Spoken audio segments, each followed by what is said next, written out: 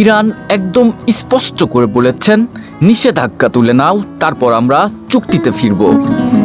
বাস্তবে ইরান কোনো নির্দিষ্ট একটি অফিসিয়াল 10 দফা তালিকা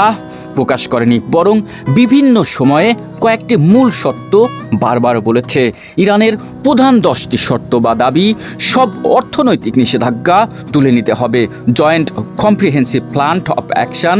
এ পুরো ফিরে যেতে হবে, ডোনাল্ড ট্রাম্পের আমলে নিষেধাজ্ঞা বাতিল করতে হবে, ভবিষ্যতে যুক্তরাষ্ট্র চুক্তি ভাঙবে না এমন গ্যারান্টি দিতে হবে, ইরানের তেল রপ্তানিতে কোনো বাধা দেওয়া যাবে না, বিদেশে আটকে থাকা ইরানের সম্পদ ফ্রোজেন অ্যাসেট ফেরত দিতে হবে,